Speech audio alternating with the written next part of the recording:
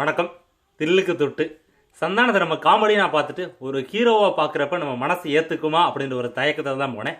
இருந்தாலும் படம் பார்த்து வெளியில் வர்றப்ப சந்தானம் தன்னை ஒரு ஹீரோவாக எப்படி முன்னிறுத்து பண்ண முடியுமோ அந்தளவுக்கு அவரோட உழைப்பு, டான்ஸாக இருக்கட்டும், ஃபைட்டாக இருக்கட்டும், சில ரொமான்ஸ் காட்சிகளில் இருக்கட்டும், எல்லா விதத்துலேயுமே அவரோட உழைப்பு இந்த படத்தில் நல்லாவே தெரியுது. இருந்தாலும் சந்தானம் தன்னோட எந்த ஏரியாவில் நம்ம ஸ்ட்ராங்காக இருக்கோம் அப்படின்னு அவருக்கு தெரிஞ்சு ஒரு காமெடி அவருக்கு நல்லா வரும். அந்த காமெடியோட கொஞ்சம் கதையும் மிக்ஸ் பண்ணி ஒரு முழுநீள காமெடி ஹாரர் மூவியை கொடுக்கலாம் அப்படின்னு சொல்லி ட்ரை பண்ணியிருக்காரு இயக்குனர் ராம்பாலா. சந்தானத்துக்கு வாழ்வு கொடுத்தவரே லொல்லு சுபா மூலியமா ராம்பாலா தான். சரி, அவர் முழு ஒரு இயக்குனராக இந்த படத்தை எப்படி கொடுப்பாரு அப்படின்ற ஒரு எண்ணம் எல்லாருக்குமே இருந்துச்சு.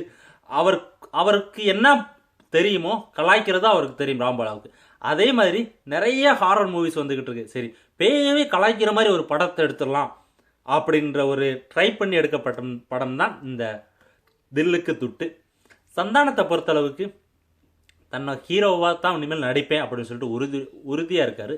அதனால இந்த படத்திலிருந்து அவர் ஒரு ஹீரோவாக உருவாகிறதுக்கு எல்லா விதமான தகுதி இருக்குது அப்படின்னு நினைக்கிறேன். ஏன்னா நம்ம அவரோட காமெடியனாக பார்க்காம இந்த படத்தில் அவர் என்ன மாதிரி நடிச்சிருக்காரு அப்படின்னு பார்க்குறப்ப எல்லா விதமான ஸ்டைலாக இருக்கட்டும், அவரோட பேச்சு, ஒரு ஹீரோஸுக்கு தேவையான எல்லாமே அவர்கிட்ட இருக்குது.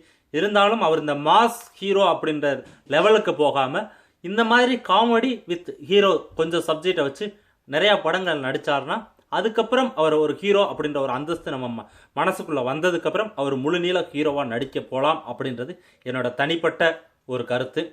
அப்புறம் இந்த படத்தில் ஹீரோயினாக நடிச்சிருக்கவங்க ஒரு சாதாரண ஒரு பேய் படத்துக்கான ஒரு ஹீரோயின் ஃபேஸ் இவங்க கிடையாது அப்படின்னு தோணுது. ஏன்னா எந்த ஒரு இடத்துல பார்த்தாலும் அவங்கள ஒரு ஹீரோயினாக நம்ம மனசில் ஏற்றிக்கிறக்கூடிய ஒரு சூழ்நிலை கிடையாது. அவங்களோட நடிப்பாக இருக்கட்டும், இரண்டாம் பாதையில் கடைசியில் போக போக போக அவங்களோட நடிப்பில் மெருகு நல்லா நடிச்சிருக்காங்க. முற்பாதையில் அவங்க அந்தளவுக்கு ஒரு ஒரு மெச்சூர்டான ஒரு நடிப்பு நமக்கு தெரியலை. ஒருவேளை அவங்களோட அந்த மேக்கப்பாக கூட இருக்க வாய்ப்புகள் இருக்குது.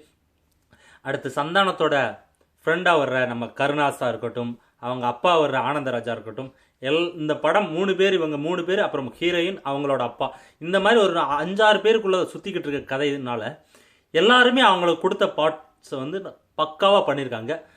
மொட்டை ராஜேந்திரன் செகண்ட் ஹாஃபில் என்ட்ரானதுக்கப்புறம் இந்த படம் ஒரு அடுத்த லெவலுக்கு கொண்டு போயிருச்சுன்னு தான் சொல்ல முடியும்.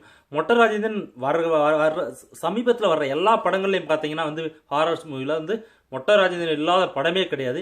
இந்த படமும் ஒரு விதிவிலக்கு கிடையாது. ஆனால் இந்த படத்தில் ஒரு நல்ல ஒரு ரோலை அவருக்கு கொடுத்துருக்காங்க செகண்ட் ஹாஃப்லன்னு சொல்ல முடியும். ஒரு தெளிவான ஒரு எல்லாத்தையுமே மகிழ்விச்சு சிரித்து வயிறு வலிச்சு வெளியில் வரக்கூடிய காமெடிஸை செகண்ட் ஹாஃப் ஒரு லாஸ்ட் ஒரு 30 மினிட்ஸ் கொடுத்துருக்காங்க. இதுக்காகவே இந்த படத்தை கண்டிப்பாக ஒரு முறை போய் பாருங்க அப்படின்னு சொல்ல முடியும். ஓவரால் அந்த படத்தை பார்க்குறப்ப ரொம்ப மொக்கையான படமும் கிடையாது, பயங்கரமான ஒரு எக்ஸ்ட்ராடனரி மூவியும் கிடையாது. ஒரு ஆவரேஜான ஒரு மூவியை போர் அடிக்காமல், ஏதாச்சும் ரொம்ப போர் அடிக்குது அப்படின்ற எந்த இடத்துலையுமே சுழிவு இல்லாமல் கொஞ்சம் போய் உட்காந்து பார்க்கக்கூடிய ஒரு ஆவரேஜான மூவியை கொடுத்துருக்காங்க. கண்டிப்பாக நீங்கள் எல்லாரும் போய் பார்த்து என்ஜாய் பண்ணிட்டு வாங்க. இந்த படத்துக்கு என்னோட மதிப்பு பார்த்தீங்கன்னா 5க்கு 3 கொடுப்பேன். நன்றி.